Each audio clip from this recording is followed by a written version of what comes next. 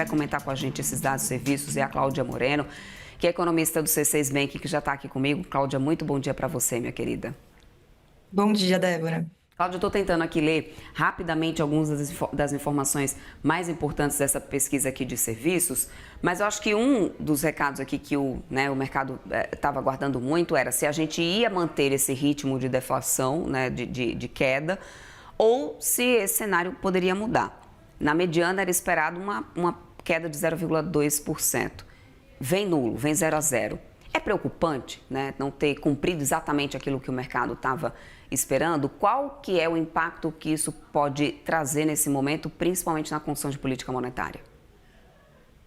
Vamos lá. Então, a gente viu um dado que veio melhor do que o esperado, né? Então, a gente viu que não houve expansão do serviço no mês de junho, mas as pessoas esperavam, os economistas esperavam uma queda e veio uma estabilidade, né? Eu gosto de olhar sempre os dados para os últimos dados, não o último mês. O mês, às vezes, tem muita volatilidade. Então, o que a gente quer saber é mais o que está acontecendo com a tendência do setor de serviços na economia.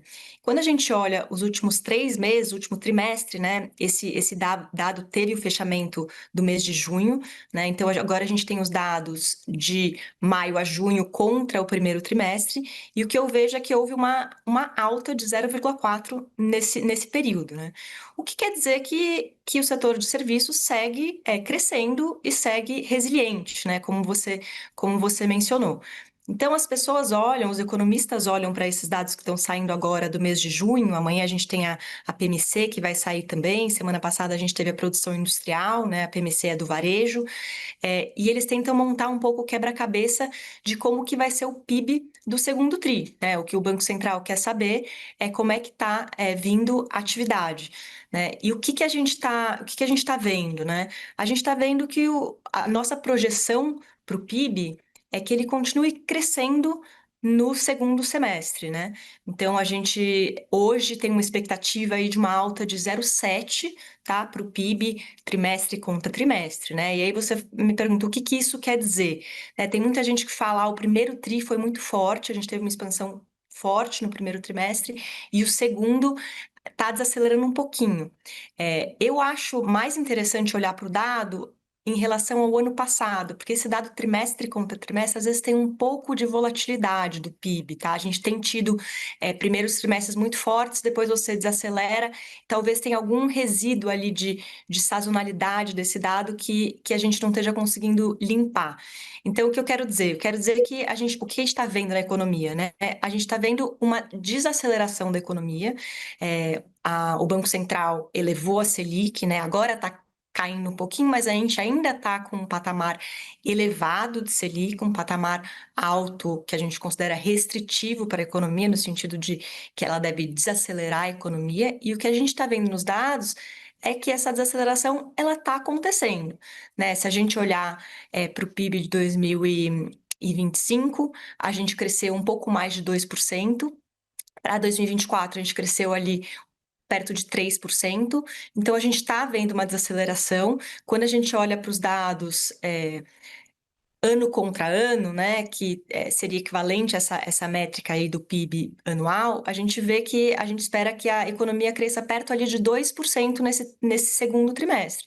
Então, a gente está desacelerando, mas não é uma desaceleração muito forte, que eu acho que é isso que alguns temem ali. Quando a gente vê algum dado negativo, né, a gente fica preocupado que vai ter alguma retração forte de atividade, e a gente não está vendo isso, tá? A gente tem uma projeção para o PIB do ano de 1,7%.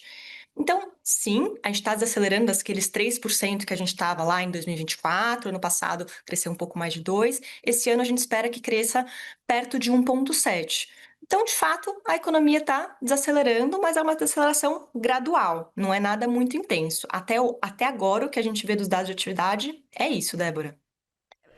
Pode encaixar esse dado de serviço de agora naquele trecho que o Banco Central trouxe, tanto no comunicado como também na ata, de que a gente tem sinais divergentes em relação a essa desaceleração da economia que o Banco Central vê como moderada nesse momento, Cláudia? Sim, quando a gente tem esse processo de desaceleração da economia, às vezes você tem um setor que desacelera mais do que outro, né? Então, a gente vê um pouco isso, por exemplo, o setor da indústria é um setor que está mais fraco do que o setor de serviços, né? E por que que isso acontece? Principalmente porque quando a Selic sobe, quando a Selic está elevada, né? No caso agora ela está caindo, mas ela está em um patamar elevado, restritivo, como eu mencionei. Ele tende a afetar alguns setores mais que outro. Então, a Selic em patamar elevado, ela é importante para a decisão de investimento das empresas. As empresas tendem a ver um custo mais alto para investir, né? E elas tendem a fazer menos investimento. E isso acaba afetando mais a produção industrial, por exemplo, do que os dados de serviços ou mesmo de varejo, tá? Então, existe alguma medida de heterogeneidade aí na desaceleração da economia. Isso é algo que é natural. O que o Banco Central está falando é que ele está vendo essa desaceleração da atividade. O que que vai ser importante para ele olhar para frente, né? Eu acho que a discussão que a gente tem agora no Banco Central é se ele parou os juros, a calibração de juros que ele chamou, né? Por aí, agora a gente está com juros em 14%. Ele fez um corte de 25 pontos base na última reunião de agosto. E a pergunta é se ele vai continuar a reduzir a Selic ou não, tá? O que que ele falou na comunicação dele? Ele falou: ó, eu estou vendo a atividade desacelerando, mas o mercado de trabalho ele segue resiliente, segue forte. Eu não me lembro exatamente a palavra que ele usou, tá? Mas isso é uma preocupação, por quê? Quando a gente tem um mercado de trabalho que está muito aquecido, uma taxa de desemprego muito baixa, claro que isso é bom para a população, é bom para quem está procurando emprego, isso é positivo. Mas quando essa taxa de desemprego está excessivamente baixa, ela pode acabar pressionando os salários, né? Quando você tem mais dificuldade de contratar pessoas pensando numa empresa, né? Você tende a aumentar um pouco os salários para conseguir contratar mais pessoas. Os salários subindo, eles tendem a pressionar os custos de produção e elevar os preços, principalmente do setor de serviços, né? Então, é isso que o Banco Central está preocupado.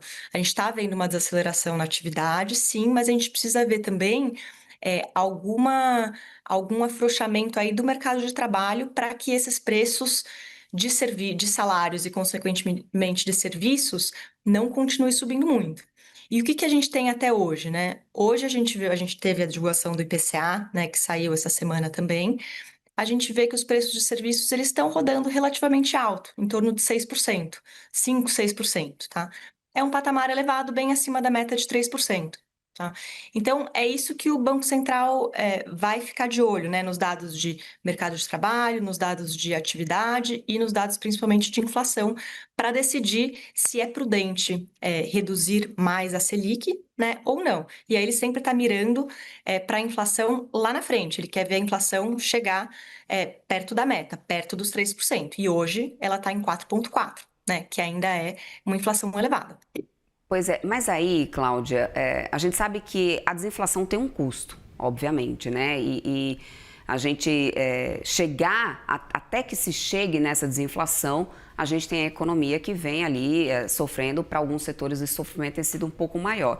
Inclusive, a gente tem opiniões diferentes ali de economistas nesse momento. Alguns acham que, aliás, nessa reunião que a gente teve essa semana, o Banco Central não deveria ter cortado a taxa, deveria ter mantido a taxa, acha que o cenário ainda vinha de muita instabilidade e tinha sinais divergentes e ainda alguns dados como esse de serviços que preocupam, né? E aí, outros dizem que o custo de perseguir essa meta de inflação de 3% parece alto demais diante do efeito que isso pode e já tem produzido para alguns setores.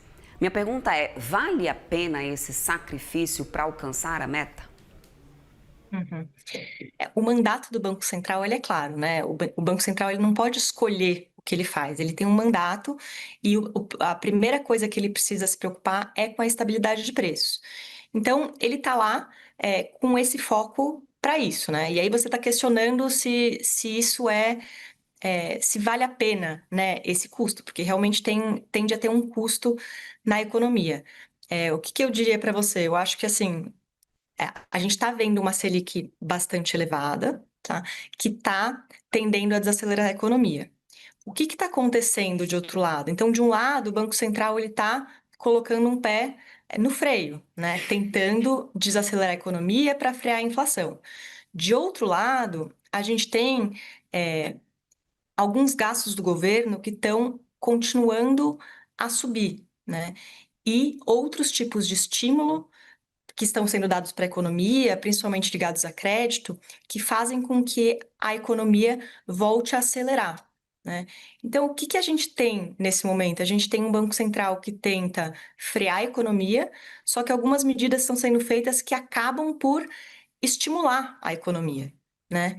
Então, se a gente tivesse menos estímulo por parte dessas medidas, a gente conseguiria trabalhar com uma Selic mais baixa e uma inflação mais controlada, né? Então, se fosse para pensar o que seria o ideal seria isso. O ideal seria nesse momento que a gente tem uma atividade que está aquecida, que a gente já está vendo uma inflação elevada, seria a gente tirar o pé dessas medidas que acabam estimulando a economia para a gente conseguir reduzir mais a Selic e não ter esse custo tão alto para alguns setores.